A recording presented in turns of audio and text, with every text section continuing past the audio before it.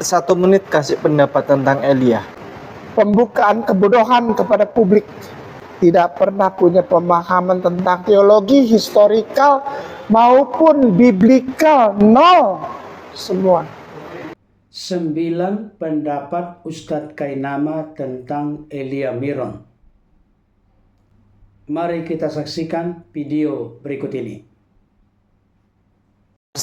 Satu menit kasih pendapat tentang Elia. Baik, bismillah. Fenomena. Ya. Pembukaan kebodohan kepada publik. Wish. Tidak tahu apa-apa. Wish. Tidak pernah menampilkan data. Iya. Tidak jelas dia siapa. Bertobatlah. Tapi fenomenal dia.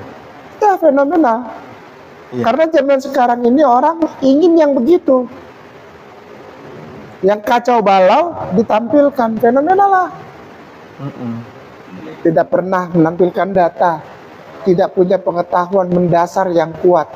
Tidak pernah punya pemahaman tentang teologi, historikal maupun biblikal, nol semua. Tapi viral, kenapa?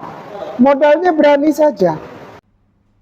Saya akan memberikan respon serta tanggapan kepada Ustadz Kainama yang saya hormati, yang mana menurut saya ada hal-hal yang perlu diluruskan dari opini atau pendapat beliau terkait dengan apologet muda bernama Elia Miron.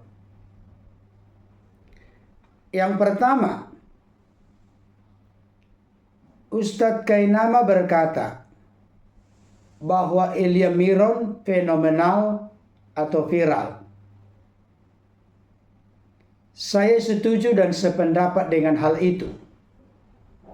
Kenapa demikian? Karena memang realita kenyataannya sejak Elia Miron menjadi pemateri ketika podcast yang menjadi hostnya adalah Dr. Richard Lee. Beliau sangat populer, viral, fenomenal, dan terkenal di Indonesia. Saya baru cek, ternyata podcast tersebut telah ditonton 5.300.000 orang lebih. Jadi setuju dan sependapat ketika Ustadz Kainama berkata bahwa Elia Miron fenomenal serta viral. Yang kedua, Ustadz Kainama berkata eksistensi keberadaan Elia Miron yang tampil di publik merupakan pembukaan kebodohan kepada publik. Saya pikir pendapat Ustadz Kainama ini sangat subjektif. Kenapa saya katakan demikian?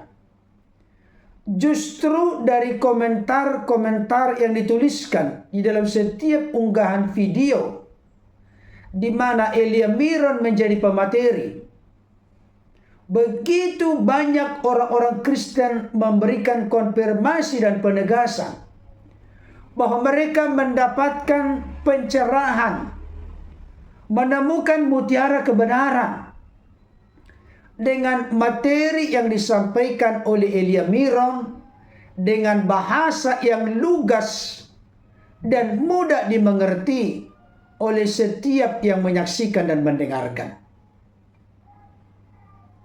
Ketiga, Ustadz Kainama berkata bahwa Elia Miron tidak tahu apa-apa. Ini merupakan opini atau pendapat yang sangat keterlaluan. Bahkan saya perlu tegaskan pada kesempatan ini dari semua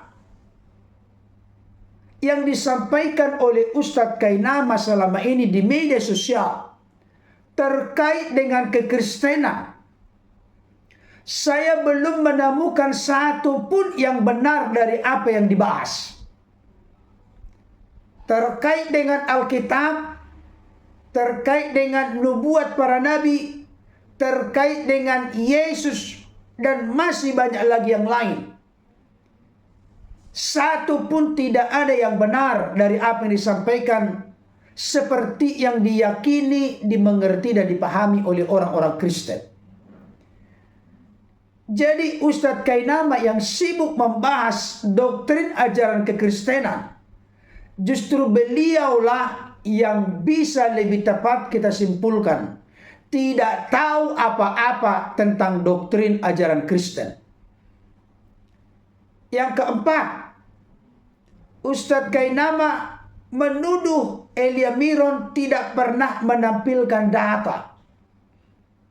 Ini juga merupakan sebuah konklusi kesimpulan yang ngawur. Kenapa saya katakan demikian? Karena realita kenyataannya,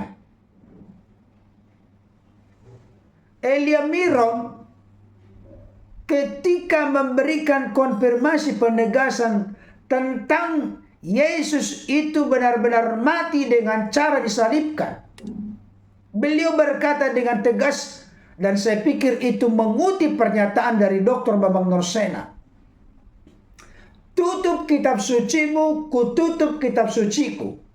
Yesus pasti disalib dan Yesus pasti mengalami kematian." Bukan dari aspek teologis yang mau didekati oleh Elia Miron, tetapi dia tampilkan data.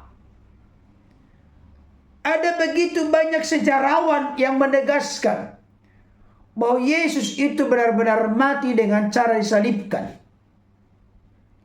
Sebagai salah satu contoh data yang beliau tunjukkan, sejarawan Yahudi di abad pertama bernama Flavius Josephus menegaskan bahwa Yesus itu mati dengan cara disalibkan pada masa pemerintahan Pontius Pilatus.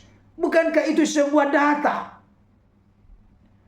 Jadi jangan suka fitnah, jangan suka mengucapkan sesuatu yang mana Anda yang sebenarnya tidak menampilkan data.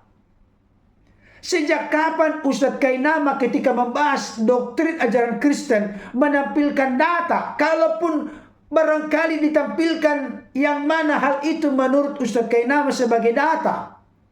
Data-data yang merupakan sampah dalam konteks keimanan Kristen. Itu yang ditunjukkan. Yang kelima, Elia Miron tidak jelas dia siapa. Saya kurang tahu spesifik apa yang ada di benak dan di pikiran dari Ustadz Kainama. Elia Miron telah tegas menjawab pertanyaan dari Dr. Richard Lee. Mohon maaf Elia Miron, mohon maaf sekali ini. Apakah Anda laki-laki atau perempuan? Beliau menjawab laki-laki. Memang wajahnya kelihatan imut. Beliau memang masih muda. Dan suaranya pun lebih condong mirip suara perempuan. Beliau sudah memberikan konfirmasi penegasan. Ini yang diberikan oleh Allah yang Maha Kuasa kepadanya. Dia mensyukuri hal itu. Dia jelas menegaskan bahwa dia adalah seorang laki-laki tulen. Yang keenam, tidak punya pengetahuan mendasar yang kuat. Ini sebuah kesimpulan yang super ngawur dari Ustadz Kainama ketika hal itu ditujukan dalam konteks menilai Elia Miron. Elia Miron itu punya pengetahuan yang sangat luas dan mendalam. Apalagi yang ketujuh, Ustadz Kainama berkata begini, tidak pernah punya pemahaman tentang teologi historikal maupun biblikal. Justru salah satu ciri khas dan kekuatan dari Elia Miron adalah beliau sangat mengerti dan memahami sejarah dalam konteks keimanan Kristen. Itu sebabnya beliau bisa menjelaskan terkait konteks ketika Dr. Richard Lee bertanya kedudukan beliau, posisi beliau terkait dengan I dan H. Itu inisial yang sedang perang sekarang. Beliau berada di posisi nilai-nilai kemanusiaan. Tidak berpihak kepada I, tidak berpihak kepada H, tapi netral, berpihak kepada nilai-nilai dan rasa kemanusiaan. Beliau bisa menjelaskan kronologi sejarahnya sedemikian rupa. Kok ada kesimpulan tidak punya pemahaman tentang historikal kesejarahan. Yang kedelapan, nol semua. Saya katakan kepada Ustadz Kainama yang terhormat, justru Anda Pak yang nol dalam konteks doktrin ajaran Kristen. Yang terakhir, yang kesembilan, Ustadz Kainama berkata bahwa Elia Miron modalnya hanya berani saja sehingga menjadi fenomenal dan viral. Elia Miron bukan hanya berani, tapi materi yang disampaikan begitu berbobot, bernilai, bermutu, berkualitas. Punya dasar-dasar biblikal yang kuat, punya dasar teologi yang kuat, punya dasar historisitas yang kuat. Satu hal yang ingin saya sampaikan kepada Ustadz Kainama untuk menjadi perenungan dan penghayatan mendalam bagimu.